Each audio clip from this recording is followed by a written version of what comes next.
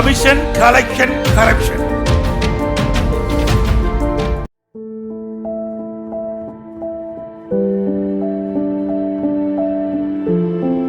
என்னோட பொண்ணு பக்கத்துல இருக்க கவர்மெண்ட் ஸ்கூல்ல தான் 10வது படிக்கிறா.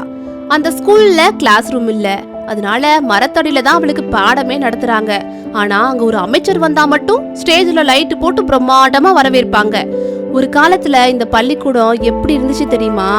சத்தான மதிய உணவு, விலையில்லா சீருடை, விலையில்லா பாட புஸ்தகம், விலையில்லா சைக்கிள்னு பல திட்டங்களை கொடுத்து கவர்மெண்ட் ஸ்கூலோட தரத்தை உயர்த்தின தலைவர்கள் நம்ம தமிழ்நாட்டுல தாங்க இருந்தாங்க. நான் தான் படிக்கல, என் புள்ள எப்படியாச்சும் படிச்சு மேல வரும்னு நினைச்சேன். அவங்க பாதுகாப்பா இருப்பான்னு நம்புனேன். இப்படித்தான் தமிழ்நாட்டுல இருக்கிற ஒவ்வொரு தாய் தகப்பனும் நம்புனாங்க. ஆனா அங்க என்ன நடக்குது தெரியுமா?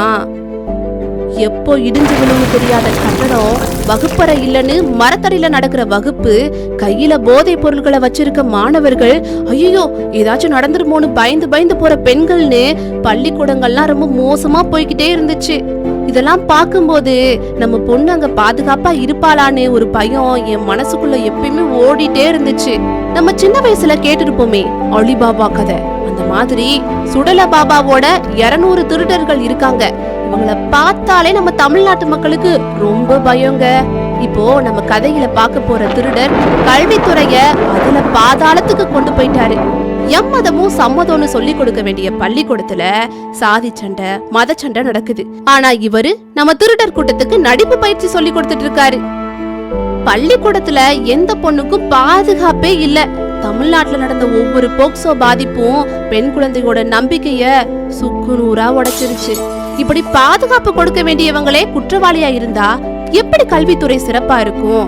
இது வரைக்கும் 208 அரசு பள்ளிக்கூடத்தை மூடி இருக்காங்க. 1204 அரசு பள்ளிகள்ல புதுசா மாணவர் சேர்க்க நடக்கவே இல்ல.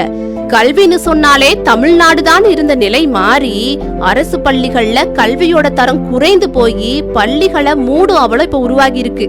கல்வித்துறையில இவ்வளோ நிர்வாக சொதப்பெல்லாம் இருந்தப்போ இவர் என்ன பண்ணிட்டு இருந்தாரு தெரியுமா? விளம்பரம், கல்வி திருவிழா, அறிவு திருவிழான்னு சினிமா நடிகர்களையும் இயக்குநர்களையும் கூப்பிட்டுட்டு வந்து கான்சர்ட் நடத்திட்டு இருந்தாரு. கொஞ்ச நாளா ஆக்டிங் கிளாஸ்ல பயிற்சி எடுத்துட்டு இருந்த அமைச்சரு ஒரு சிறந்த நடிகரா தேறி இருக்காரு. ஷபாஸ். இந்த திருடர்கள் நம்மள மாதிரி சாதாரண மக்களோட வாழ்க்கைய சொரண்டி சொரண்டி கடைசியில தமிழ்நாட்டையே கொள்ளையடிச்சிருவாங்க. நம்ம இவங்க கிட்ட இருந்து ஜாக்கிரதையா இருக்கணும். திமுகவே ஊழல், ஊழல்லாம் திமுக. இந்தியாவிலேயே ஊழலுக்காக கிடைக்கப்பட்ட ஒரே அரசாங்கம் திமுக அரசாங்கம்.